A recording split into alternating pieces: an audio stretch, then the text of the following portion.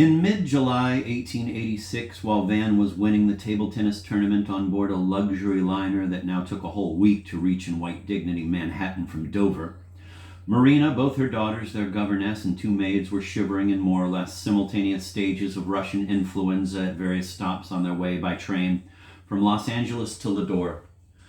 A hydrogram from Chicago awaiting Van at his father's house on July 21st, her dear birthday, said, quote, Dadaist, impatient patient arriving between 24th and 7th, called Doris, can meet, regards vicinity. Which reminds me painfully of the Golubianki, Petit's Blues, Aqua used to send me, remarked Demon with a sigh, having mechanically opened the message. Quote, is tender vicinity some girl I know? Because you may glare as much as you like, but this is not a wire from doctor to doctor. Van raised his eyes to the Boucher plafond of the breakfast room and, shaking his head in derisive admiration, commented on Demon's acumen. Yes, that was right. He had to travel incontinently to Garters, anagram of regards, see, to a hamlet the opposite way from Lethem, see, to see a mad girl artist called Doris or Odrus who drew only Gigis and sugar daddies. Van rented a room under a false name, Boucher, at the only inn in Malahar, a miserable village on Ladore River, some 20 miles from Artis. He spent the night fighting the celebrated mosquito, or its cousin, that liked him more than the Artis beast had. The toilet on the landing was a black hole with the traces of a fecal explosion between a squatter's two giant souls. At 7 a.m. on July 25th, he called Artis Hall from the Malahar post office and got connected with Bout, who was connected with Blanche, and mistook Van's voice for the butler's. Damn it, Pa, he said into his bedside dooraphone. I'm busy. I want Blanche, you idiot, growled Van. Oh, pardon, cried Bout. Un moment, monsieur. A bottle was audibly uncorked, drinking hock at 7 in the morning, and Blanche took over. But scarcely had Van begun to deliver a carefully worded message to be transmitted to Ardor when Ardor herself, who had been on the qui-vive all night, answered from the nursery, where the clearest instrument in the house quivered and bubbled under a dead barometer. Forest Fork in 45 minutes, sorry to spit. Tower, replied her sweet ringing voice, as an airman in Heaven Blue might say. Roger. He rented a motorcycle, a venerable machine with a saddle upholstered in billiard cloth and pretentious false mother-of-pearl handlebars, and drove, bouncing on tree roots along a narrow forest ride. The first thing he saw was the star gleam of her dismissed bike. She stood by it, arms akimbo, the black-haired white angel looking away in a daze of shyness, wearing a terry cloth robe and bedroom slippers. As he carried her into the nearest thicket, he felt the fever of her body, but only realized how ill she was when, after two passionate spasms, she got up full of tiny brown ants and tottered and almost collapsed, muttering about gypsies stealing their jeeps. It was a beastly but beautiful tryst. He could not remember. That's right, I can't either, Ardor. One word they said, one question, one answer. He rushed her back as close to the house as he dared, having kicked her bike into the bracken. And that evening, when he rang up Blanche, she dramatically whispered that Mademoiselle had une belle pneumonie. Mon pauvre monsieur. Ardor was much better 3 days later, but he had to return to Man to catch the same boat back to England and join a circus tour which involved people he could not let down. His father saw him off. Demon had dyed his hair a blacker black. He wore a diamond ring blazing like a Caucasian ridge. His long black-blue ocellated wings trailed and quivered in the ocean breeze. Leuthi Ogliadivalis, people turned to look. The temporary Tamara, all coal, Kazbek rouge, and flamingo boa, could not decide what would please her demon lover more, just moaning and ignoring his handsome son, or acknowledging Bluebeard's virility as reflected in morose Van, who could not stand her Caucasian perfume. Granial Maza, $7 a bottle. You know, that's my favorite chapter up to now, Van. I don't know why, but I love it. And you can keep your Blanche in her young man's embrace. Even that does not matter. In Ardor's fondest hand. On February 5th, 1887, an unsigned editorial in The Ranter, the usually so sarcastic and captious Chose Weekly, described Mascadagama's performance as, quote, the most imaginative and singular stunt ever offered to a jaded music hall public, end of quote. It was repeated at the Ranter River Club several times, but nothing in the program or in publicity notices beyond the definition, quote, foreign eccentric, end of quote, gave any indication either of the exact nature of the stunt or of the performer's identity.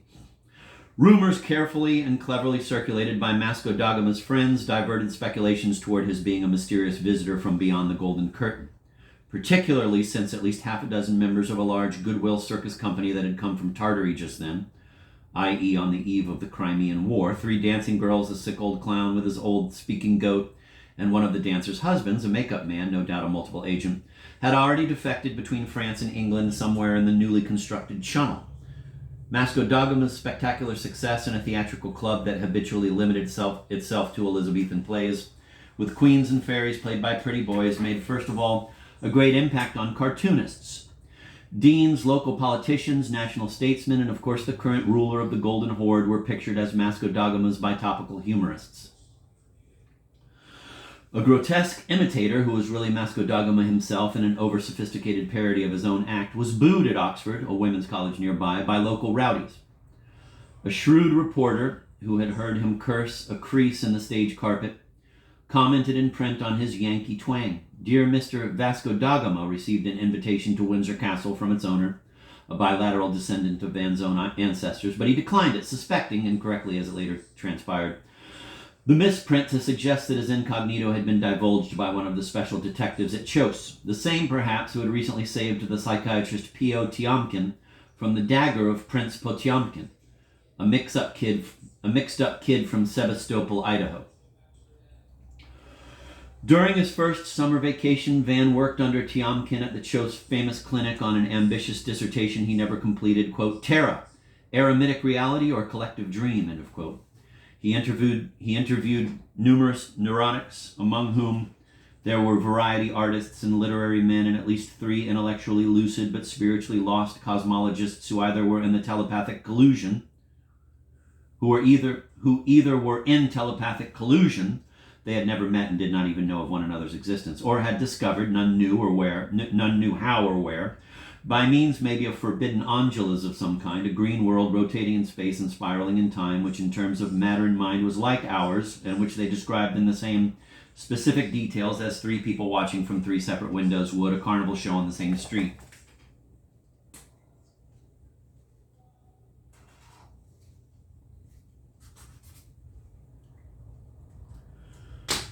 He spent his free time in gross dissipation.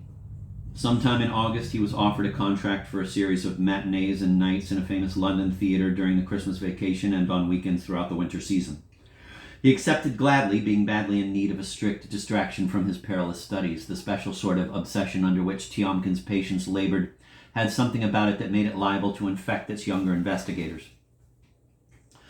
Vasco da Gama's fame reached inevitably the backwoods of America. A photograph of him, masked, it is true, but unable to mislead a fond relative or faithful retainer, was reproduced by the Lador, Ladoga, Laguna, Lugano, and Luga papers in the first week of 1888. But the accompanying reportage was not the work of a poet, and only a poet, especially of the Black Belfry group, as some wit said, could have adequately described a certain macabre quiver that marked Van's extraordinary act.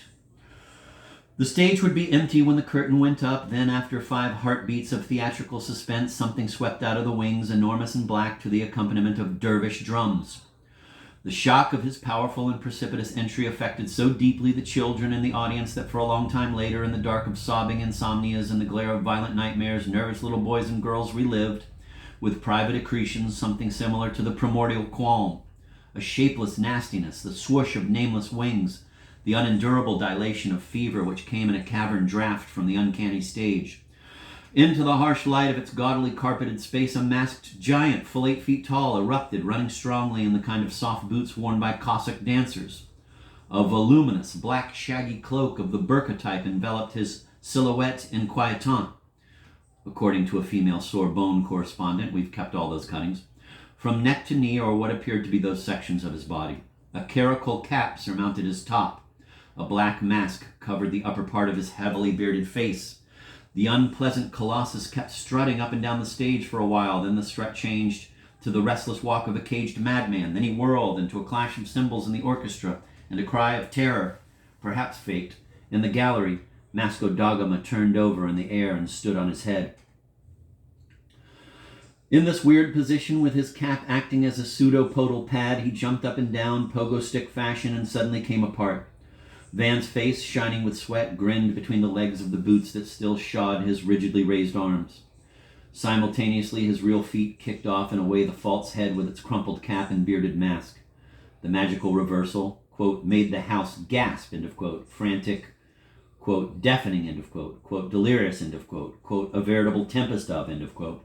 Applause followed the gasp. He bounded off stage, and next moment was back, now sheathed in black tights, dancing a jig on his hands. We devote so much space to the description of his act not only because variety artists of the eccentric race are apt to be forgotten especially soon, but also because one wishes to analyze its thrill. Neither a miraculous catch on the cricket field, nor a glorious goal slammed in at soccer — he was a college blue in both those splendid games — nor earlier physical successes such as his knocking out the biggest bully on his first day at River Lane School had ever given Van the satisfaction Vasco da Gama experienced. It was not directly related to the warm breath of fulfilled ambition, although as a very old man looking back at a life of unrecognized endeavor, Van did welcome with amused delight, more delight than he had actually felt at the time, the banal acclaim and the vulgar envy that swirled around him for a short while in his youth. The essence of the satisfaction belonged rather to the same order as the one he later derived from self-imposed, extravagantly difficult, seemingly absurd tasks when Vivi sought to express something which, until expressed, had only a twilight being, or even none at all. Nothing but the illusion of the backward shadow of its imminent expression. It was Arter's castle of cards. It was the standing of a metaphor on its head, not for the sake of the trick's difficulty, but in order to perceive an ascending waterfall or a sunrise in reverse, a triumph, in a sense, over the artists of time. Thus the rapture young Vasco da Gama derived from overcoming gravity was akin to that of artistic revelation in the sense utterly and naturally unknown to the innocence of critical appraisal. The social scene commentators, the moralists, the idea mongers, and so forth. Van on the stage was performing organically what his figures of speech were to perform later in life, acrobatic wonders that had never been expected from them and which frightened children.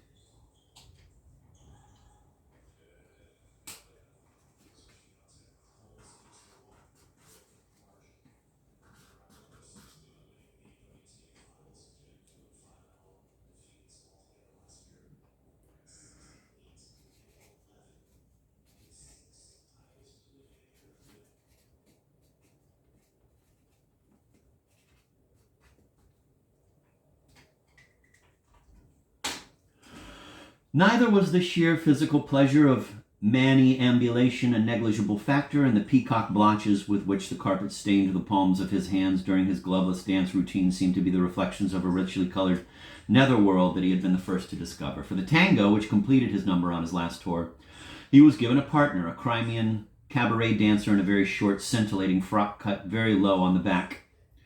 She sang the tango tune in Russian, "'neath sultry sky of Argentina," to the hot hum of mandolina.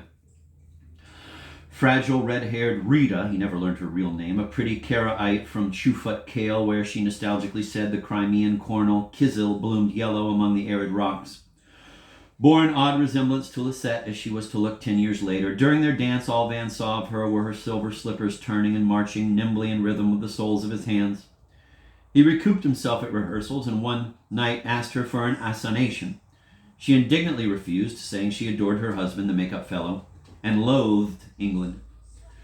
Chose had long been as famous for the dignity of its regulations as for the brilliancy of its pranksters. Vasco da Gama's identity could not escape the interest and then the knowledge of the authorities.